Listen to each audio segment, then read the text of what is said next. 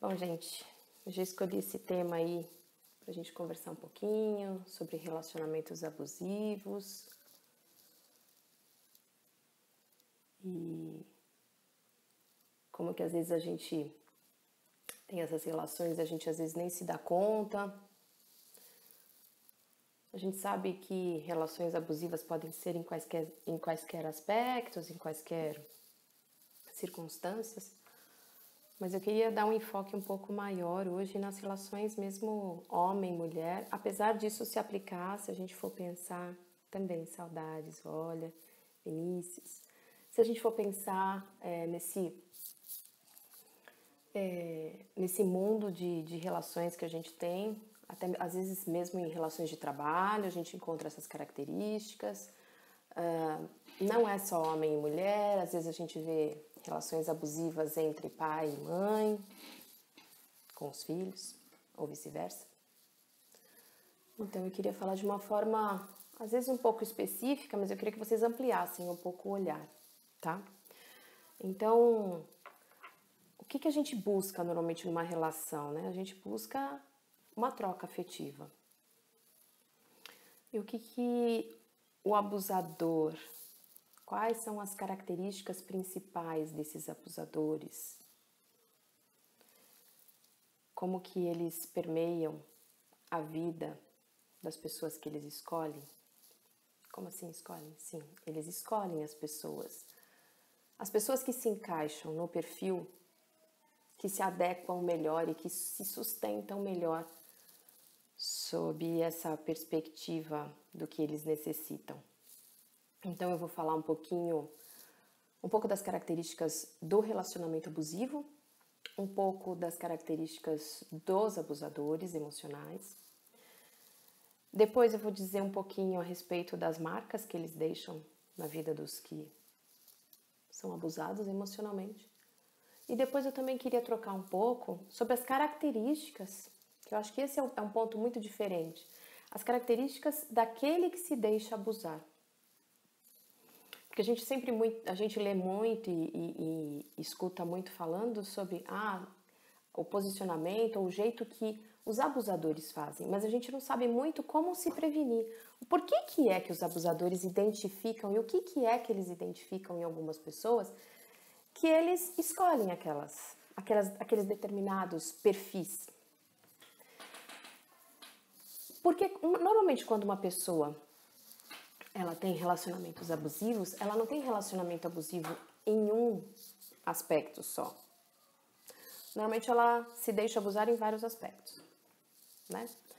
Porque, como a gente já falou lá nas outras lives, são formas que ela encontrou de se relacionar normalmente lá na primeira infância. Não estou dizendo que é a regra, mas normalmente é. Se vocês forem tendo questionamentos ou quiserem ir colocando alguma opinião, alguma sugestão, ou que queiram fazer alguma intervenção, vão escrevendo aí, no final eu vou dando uma olhadinha pra gente trocar um pouco, tá bom? Então fiquem à vontade para isso também. Então, primeiro de tudo, o relacionamento abusivo, a gente acha que é evidente, que todo mundo que bateu o olho vai enxergar, vai identificar. E via de regra, não é isso que acontece. Alguns abusos emocionais são super evidentes, mas outros, e na grande maioria, são muito sutis. Porque o que é a arma? O que é a principal arma do abusador? E que eu costumo brincar muito, que é um camaleão. Por que o camaleão? Porque ele se mimetiza com a pessoa. Normalmente os abusadores emocionais, ele não tem empatia. Ele não tem a dor que o outro tem. Então o que ele faz? Normalmente ele inventa uma historinha que é triste, que eu tô dizendo ele, mas pode ser ela, tá? Ou que é triste, que foi abandonada, que tem 1000 problemas e que precisa de alguém que salve daquela situação. Quem que cai? Quem que é fisgado por essa armadilha ou por esse anzol, né? Por essa isca que é jogada ali? Uma pessoa que quer salvar o mundo, né? Então, os abusadores identificam aquelas pessoas que tem essa facilidade de querer salvar todo mundo, de se identificar muito com a dor do outro, de perceber muito a dor do outro como se fosse sua. Por quê? Eles não têm essa característica. Então, o abusador emocional, ele não tem a característica nem de se importar e nem de perceber muito o que é a dor do outro. E pouco lhe importa, ainda que ele perceba.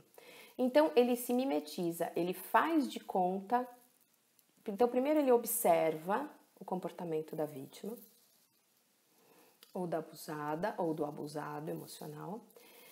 Observa como aquela pessoa reage e começa a espelhar o comportamento ou as emoções do outro. Então, como eu estava dizendo, começa muito sutil. Esse abuso, ele começa muito sutil normalmente. Então, começa de uma forma velada, de uma forma que a pessoa não consegue identificar muito bem e vai tomando contornos cada vez maiores. O principal objetivo de um abusador é obter controle sobre a vida do outro. É um jogo de bate e assopra. Então, eu uso aquela pessoa como um jogo de poder e, ao mesmo tempo, eu não quero que ela vá embora. Então, eu uso de artimanhas em que eu vou, pouco a pouco, minando a autoconfiança dessa pessoa. Eu vou fazendo ela acreditar que o que ela está pensando é totalmente errado. Então, não é que o abusador emocional ele tenha o mesmo tipo de comportamento o tempo inteiro. Ele é dúbio. Então, ao mesmo tempo que é super carinhoso no começo, super carinhosa no começo, super atenciosa, e normalmente são relações muito rápidas, em que sim, o abusador ou a abusadora busca um vínculo muito rápido com o outro, busca prender essa outra pessoa nesta relação. E uma vez essa pessoa presa, às vezes num relacionamento muito rápido, sempre é aquele discurso de assim, você é muito especial, você é o amor da minha vida, ou você é o melhor empregado do mundo, eu nunca poderia imaginar. E sempre vem nessa sedução até que a pessoa se veja enredada pela situação. Uma vez que a pessoa está enredada pela situação, aí o abusador pode cometer os abusos. Então, são as humilhações, às vezes veladas, às vezes públicas. São, às vezes, sutilmente colocado uma menor valia do outro, porque eu preciso continuar incutindo nessa cabeça dessa pessoa de que ela não vai conseguir nada se não estiver ali comigo, que eu sou o salvador dela. Então, a pessoa começa a se deixar ficar. Então, algumas características, né, que eles usam. Então, eles têm comportamentos ou atitudes com a intenção de assustar, intimidar, aterrorizar, manipular, humilhar, ferir. Comportamentos controladores ou abusivos. Mensagens, né? Hoje em dia a gente está no mundo das mensagens. Mensagens excessivas em que a pessoa tenha que ter controle de todos os passos do outro. Perseguição. Intenção de isolar o outro da convivência social. Outro ponto super importante. Em uma relação abusiva, um sempre tem a razão. E o abusador sempre tem razão. Se ele não tem razão, ele não vai terminar a discussão, ele não vai largar, como dizia antigamente, não vai largar o osso. Não vai. Vai discutir, vai conversar, vai tentar provar por todos os modos, de qualquer maneira, que tem razão. Para que ele se sinta vitorioso. Então, o abusador não entra numa relação para trocar, ele entra numa relação para sugar. Eu acho que isso é muito importante de ficar bem claro. Então, usa jogos mentais. Oi, Lu. Usa jogos mentais, capacidade de distorcer as coisas. Isenção de responsabilidade, como eu estava dizendo, né? A culpa nunca é dele, é sempre do outro. e a relação de bate e assopra. Qual é o principal sinal de alerta para os abusados que se questionam muito se aquela relação está fazendo tanto mal assim? É como você se sente na relação, né? Como você se sente na relação. Como é que você tem se sentido na relação em que você está, ou que você esteve, ou que você está começando a conhecer? Como é que você se sente? Porque esse é o principal termômetro, esse é o principal viés para você entender o que é que está acontecendo. Porque como o jogo ele é muito sutil e uma das principais características é que eles são muito manipuladores, então racionalmente provavelmente você não vai conseguir entender por que é que você está se sentindo daquela forma. E a maioria dos abusados emocionalmente se questiona se está ficando louco. Será que eu tô ficando louca? Poxa, mas é tão bom, ou então é tão boa pra mim. Como assim que eu tô por que eu tô me sentindo assim? E começa a se questionar, começa a se colocar em dúvida. Então, a principal bússola é como é que você se sente nessa relação. Porque normalmente não tem sinais evidentes, gritantes, tá? Isso é muito importante de ficar claro. Então, o abusador, ele usa táticas enganosas para mudar o seu pensamento. É a manipulação. Eu quero que você tenha determinada atitude, eu quero que você tenha determinado posicionamento e eu vou usando táticas, formas de te manipular para que você faça aquilo que eu quero. E ao mesmo tempo, ele vai tendo comportamentos que te impedem de sair daquela relação.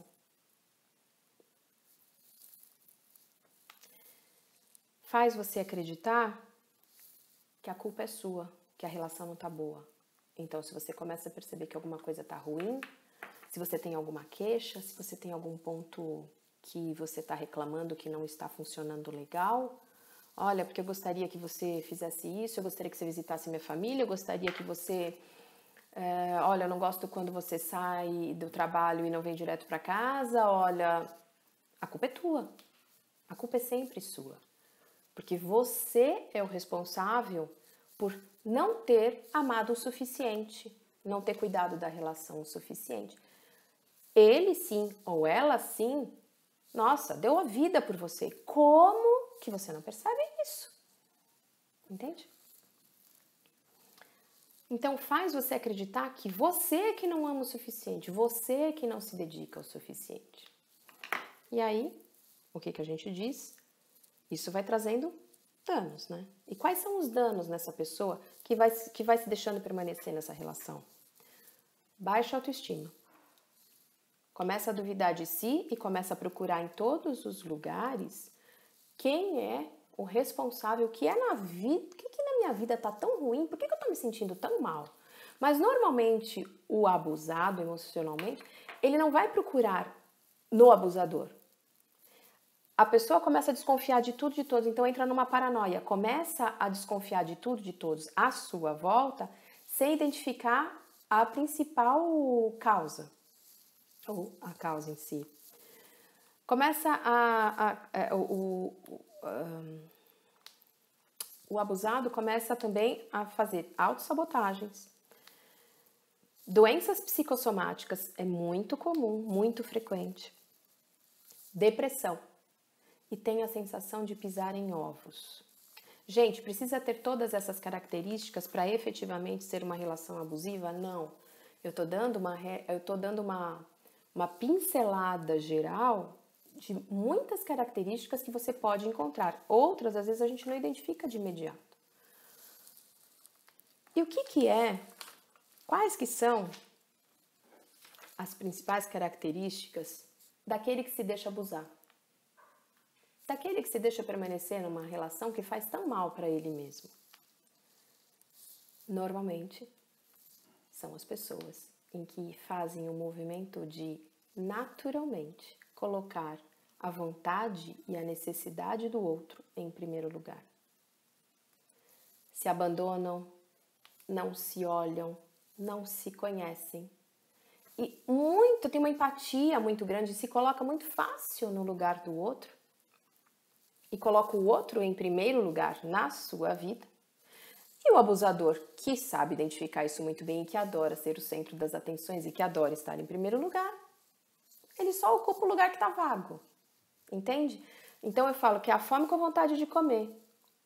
A gente não tem uma relação abusiva se eu não tiver aquele que se deixa abusar. Porque dentro de uma relação abusiva, existem duas chaves principais. Eu me conheço, eu me fortaleço e saio, ou então eu nem chego perto. Então, o que é que vai te prevenindo, né? E é isso que eu estava querendo chegar lá nesse ponto. Então, olhar para si mesmo é a tarefa mais importante, a tarefa fundamental.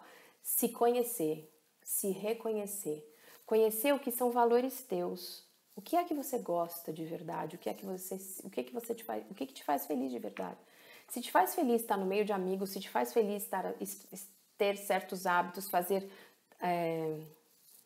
aulas, conversar com as pessoas, conhecer, viajar, e você ao longo do tempo foi se modificando, foi se moldando para continuar naquela relação, e você vai apagando o seu brilho,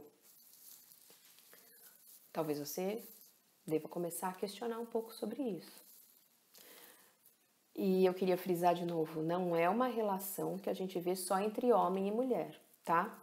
Temos também entre pais em relação a filhos, filhos em relação a pais, inclusive em âmbitos de trabalho. Mas como eu falei relacionamento, mas eu queria que vocês soubessem também que relações abusivas podem ser em qualquer ambiente, tá bom?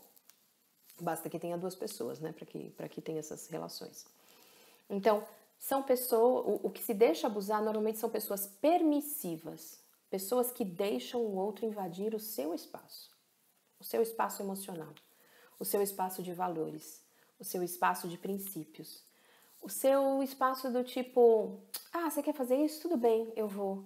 Não sei, também, tudo bem. Não, tudo bem. Não, tudo bem. Coloca o outro em primeiro lugar e vai se abandonando. Não valida a sua própria necessidade. Ela coloca a necessidade do outro em primeiro lugar. O que é que a gente pode fazer para se prevenir desse tipo de relação? Em primeiro lugar, que a gente vem falando em muitas lives aí, se conhecer. Fazer esse mergulho interno. Fazer esse cuidado desse espaço interno que a gente tem, que eu chamo desse jardim interno, seja o que for que vocês queiram dizer. Mas conhecer o que te faz bem, o que te faz mal, se observar, se dar um tempo de descanso e de descontaminação dos outros, do ambiente, porque invariavelmente aquele que gosta de abusar não deixa você ter tempo para pensar, para você refletir, para você questionar. É tática também, porque quanto mais ele vai fazendo pressão em cima de você, menos você pensa. E quanto menos você pensa, menos você vai ter capacidade de se fortalecer e sair. Então, autoconhecimento. E uma outra dica que, assim, eu acho que é muito legal de fazer, como é um jogo de bate e assopra e a pessoa fica sempre se questionando se ela tem razão, se não tem razão naquilo que ela está percebendo, é você fazer um diário. Ou no computador, ou no papel, fazer um diário. O que é que aconteceu neste dia? E como que você se sentiu nesse dia? Eu saí com ela, ela fez um escândalo, fez eu brigar com os meus amigos, não me deixou conversar com não sei quem, escreve. Poxa, eu me senti arrasado, foi assim, guarda. Porque isso vai dando para você ao longo do tempo fotos de momentos em que você percebeu o abuso, ou vai te dando imagens, sensações, lembranças de coisas que foram se repetindo ao longo do tempo. Para que você não fique nesta gangorra emocional e que você tenha uma coisa, algo documentado para que você leia, até para você se garantir de que, caramba, nossa, naquela festa foi assim, no churrasco foi assado, quando eu fiz assim, quando eu conversei, quando eu falei. E aí você começa a ter um panorama melhor, então de uma forma um pouco mais isenta. Então são dois pontos principais, assim. Primeiro, o autoconhecimento, que sempre é a coisa mais fundamental que existe. E segundo, essa dica de fazer esse diário. Como é que você está se sentindo em relação a esta pessoa específica que você pode supor que tem esse relacionamento abusivo com você? E se questionar, né? Será que eu realmente coloco sempre a vontade do outro na frente? Será que isso me faz bem? Será que eu aprendi isso lá na minha primeira infância? Será que para eu sobreviver lá na minha primeira infância eu tive que aprender a ser assim? Eu tive que observar o ambiente e colocar a necessidade dos outros em primeiro lugar? Se eu fiz isso, então trata de correr, fazer terapia, mudar esse padrão mental, mudar essa chave aí dentro de você, para que você não repita nas relações posteriores isso que você teve lá. Porque senão, eu falo que é trocar 6 por meia dúzia, né? Às vezes troca de marido, troca de mulher, ou troca de chefe, ou X. Vai trocando, mas trocam os personagens.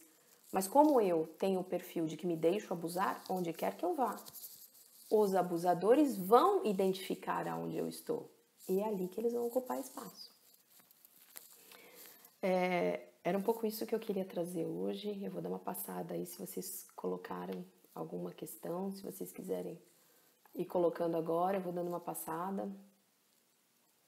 Eu não vi todo mundo que entrou, não falei boa noite para todo mundo. Quem não falei boa noite, boa noite.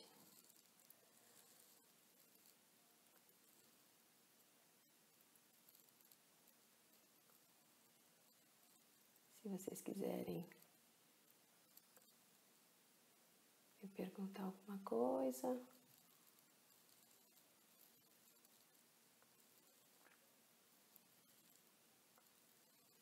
Se vocês têm dúvidas. Oi, Vólia, querida. Eu tenho alguns livros, se vocês quiserem, depois que eu... É um tema que eu gosto muito, é um tema que eu leio faz muito tempo já. Porque esse tipo de relação e abusadores emocionais é a coisa mais comum que a gente pode imaginar. Às vezes a gente pensa que abusadores são só os psicopatas, tá? Não sei o quê, só aqueles mais tradicionais, que eles vêm com uma estrela aqui na testa, que, nossa, se eu bater o olho eu vou identificar. Não, não é assim, tá? Normalmente são os mais sedutores, normalmente são os mais educados, normalmente são muito extremamente simpáticos ou simpáticas. Sabe aquela família doriana? Sabe aquela, nossa, é o cara ideal, nossa, é a mulher que eu sempre quis pra mim, é tudo na minha vida? Então, é aí que a sua luz tem que acender, porque ninguém é perfeito, ninguém de verdade é perfeito. Se tá perfeito demais, procura, porque se você não tá identificando, talvez seja um disfarce. Deixa eu ver. A Vólia falou tudo, querida. Renata não, Raquel. Como ajudar alguém em um relacionamento assim? Primeiro de tudo, a pessoa precisa ter autoestima e buscar um autoconhecimento. É um pouco complicado. Normalmente a pessoa, quando ela chega para terapia, quando ela está há algum tempo nesse tipo de relação, ela chega tão esburacada, eu digo esburacada emocionalmente, ela não sabe nem quem é ela. Ela não sabe nem quais são os gostos que ela tem. Então, o primeiro passo que eu faço, por exemplo, eu falo assim, o que você gostava de fazer quando você era adolescente? O que você gostava de fazer quando você era criança? Ah, eu gostava de fazer X. E aí é uma coisa que eu vou estimulando. Ah, se você gostava de fazer isso, por que você não faz mais? Ah, não, porque eu não tenho tempo. Normalmente a pessoa não identifica exatamente o causador, né? Então ela vai vir com 1000 desculpas. Ah, não, eu deixei de trabalhar, não, porque nossa, porque eu queria fazer isso, porque eu sempre quis, porque foi meu sonho, porque eu queria cuidar das crianças, porque... Então, às vezes você ir colocando algumas coisas para que ela vá retomando coisas antigas. Nossa, mas você não tem tempo nem para fazer uma unha, você não tem tempo para ir num cabeleireiro, né? Às vezes a mulher, ou então o cara, né? Poxa, então, quer dizer então que o teu chefe é o dia inteiro, 24 horas que ele te liga? E sábado, domingo? Sim. Quando foi a última vez que você foi pra praia e que você ficou sem sinal de celular? Nossa, não. O que você acha da gente experimentar? É uma coisa que eu faço. Então, identificar alguma coisa que faria aquela pessoa muito feliz e que dentro daquele limite que ela já está enclausurada, ela começa a retomar pouco a pouco. Não é legal também você chegar na cara da pessoa e dizer que você está numa relação abusiva. Por quê? Porque como ela coloca a necessidade do outro em primeiro lugar, se ela imaginar ou se ela suspeitar que você está atacando o abusador, ela vai embora. Ela sai de perto de você. Então, por mais que às vezes a gente tenha uma amiga, a gente tenha um amigo próximo, que a gente queira alertar, não é a melhor tática. Não é a melhor tática. A melhor tática é você dar subsídio para que aquela pessoa resgate o que ela gostava de fazer. E pouco a pouco, enquanto a pessoa vai se resgatando, aí ela vai normalmente tendo pulsões. Então, por que você não faz um curso disso? Por que você não faz um curso daquilo? Eu digo que é que nem mineiro, né? Comendo pelas beiradas. É assim, é resgatar pouco a pouco aquilo que a pessoa tem dentro de si. Pelo menos é a tática que eu uso.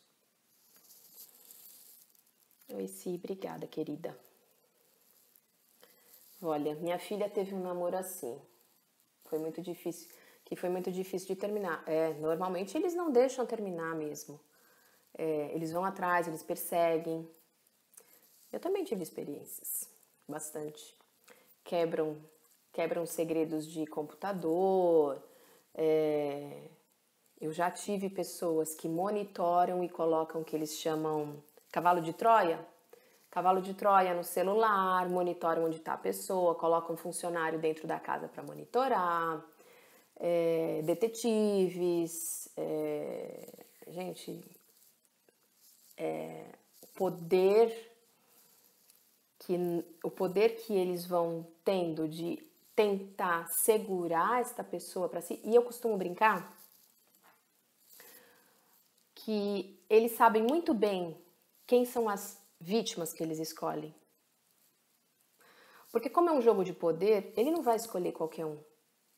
Ou ele ou ela. Ela não escolhe qualquer um. Escolhe aquele cara que é o mais fantástico. Escolhe a pessoa que é a mais benquista. Escolhe a pessoa que tem uma facilidade para ter mais contato. Porque é um desafio maior para o abusador minar e constranger e fechar aquela pessoa numa gaiola. Porque este é o objetivo, é tirar o brilho do outro.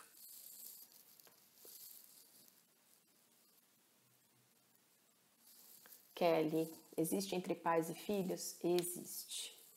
Existe e é muito mais comum do que a gente imagina.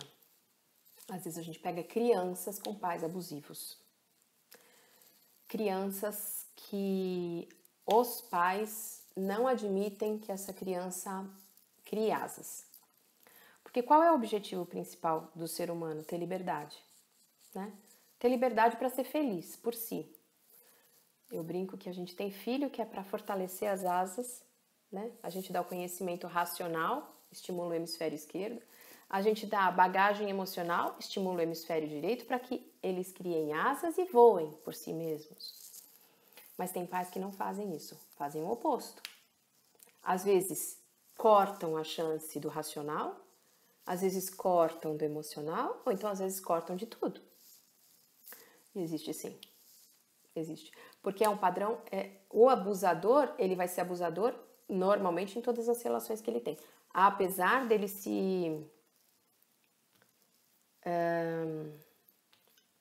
às vezes ele se disfarça em algumas relações, mas se você observar... Então, o que é importante também, né, que agora eu acabei de lembrar? Você não escutar o que o abusador diz. Observe o que ele faz. Observe como ele ou ela se comporta. Porque as atitudes é que vão mostrando. Muito mais do que o que falam. Normalmente eles têm um poder de liderança, um poder de falar muito grande. Então eles enrolam muito bem o outro, né? Oi, Andréia. Isilda. Legal esse conhecimento. Muitas vezes passamos por situações e não definimos que é abuso emocional. É muito comum. É muito comum. Eu já tive pessoas de chegarem destruídas por conta de permanecerem às vezes 15 anos, 20 anos numa mesma empresa, sem perceber o quanto que aquela relação naquela empresa era abusiva. E a pessoa chega destroçada, né? Porque vai se abandonando, porque tudo é a empresa e tudo é isso. E aí seja pai, seja mãe, seja onde for, né? Filhos também, tá? Tem mães e pais aí que se abandonam em função dos filhos.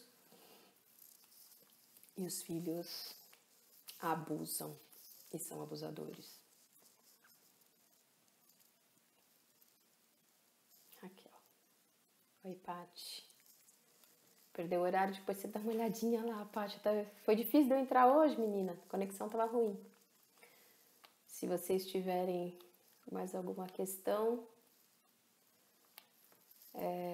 Era um tema que eu queria tratar porque é uma coisa que eu pego muito no consultório. Eu vejo muito... Espera só um minutinho, gente. Peraí. Agora foi. Acho que foi. Eu e meus negócios aqui, eletrônico, que cai. Tava desconectado, tava ficando quase sem bateria já. Quase que eles ficavam sem falar comigo. Oi, Karen. Então, é uma coisa... Relação abusiva é uma coisa que todo mundo deveria estudar, ainda que não faça terapia. Tem muitos livros legais mesmo. Tem com foco no abusador, né? A gente, pouco tempo teve, um tempo atrás, aí, sei lá, uns 5, 6 anos atrás, pouco tempo, ó, teve uma psiquiatra que escreveu, que baseou uma das novelas aí, Mentes Perigosas, é um livro bem legal, fácil. Tem outros livros que ensinam a gente a olhar para o papel do abusado em si e não só do abusador. E é muito, muito legal a gente conhecer como é que são os meandros, porque às vezes a gente acha que vem estampado na testa, aquele ali é abusador, e não é assim. É meio similar com o que a gente entende, que eu falei específico hoje do abuso emocional, mas também é muito parecido com o que acontece com o abuso sexual. A gente acha que vem estampado na testa e que abuso sexual normalmente vem... É muito fácil da gente identificar que o cara é agressivo, ou que a mulher é agressiva, que isso e que aquilo, e normalmente é o oposto. Então, para desmistificar um pouco o que é o abuso, é justamente abuso porque eu me deixo ficar, eu me deixo permanecer. Então, é um alerta, né? Pra gente se questionar, pra gente pensar um pouco, refletir. E eu não sei, mas talvez semana que vem, um próximo tema que eu estava pensando de falar é um pouco sobre meditação. A gente já falou um pouco sobre alimentação, nós já falamos um pouco aí sobre fisioterapia à distância, né? Mudar um pouco a perspectiva, se desconstruir, se reconstruir. E eu tô pensando de chamar uma querida para falar um pouco de meditação. Não sei se vocês conhecem, se vocês praticam, mas trocar um pouco assim sobre esse tema. Se vocês tiverem vontade de falar sobre algum outro tema ou de algum outro aspecto, vocês podem me colocando e me escrevendo, tá bom? Gostou sobre meditação, Vinícius? Então, eu não sei profundamente, mas ela é uma querida que entende muito, então, e ela entende bastante também de constelação familiar, que não é um tema que eu tenha estudado profundamente. Eu sei pincelado, né? Então, acho que eu vou convidá-la, vai ser semana que vem, terça-feira que vem. Então, gente, toda terça às 8 horas, tô aqui. Próxima semana, Isilda, próxima semana, que legal, eu gostaria de meditação para dormir, hipnose. Então, tem alguns aplicativos para dormir, mas Depois eu vou te passar algumas coisas para você, para fazer, para relaxar, para dar uma relaxada para dormir. Principalmente nessa época. Tem bastante gente reclamando. Às vezes com dificuldade para pegar no sono, outras pessoas com dificuldade para... No meio da noite acorda e não consegue dormir mais. Bom estar aqui com vocês de novo. Terça-feira que vem estou por aqui de novo. Quem quiser ver as lives anteriores, estão todas lá no YouTube. E tem algumas aí no IGTV, porque agora eles já estão subindo automaticamente. Tá bom? Terça-feira que vem, às 8 horas, estou por aqui de novo. Muito bom estar aqui com vocês. E quanto tempo, hein? É verdade. Eu baixo o aplicativo, mas depois tem que desligar o celular. Mas eu vou te passar umas coisinhas que dá pra você fazer. Dá pra você fazer antes. Mas aí semana que vem a gente vai conversar sobre isso. Meditação, sobre dormir, tá bom? Queridas, muito obrigada. Querido, muito obrigada. Uma boa noite pra vocês. Bom descanso. Vamos refletir um pouco sobre as relações abusivas que a gente tem se submetido ao longo da vida aí. Tá bom? Um beijo. Até.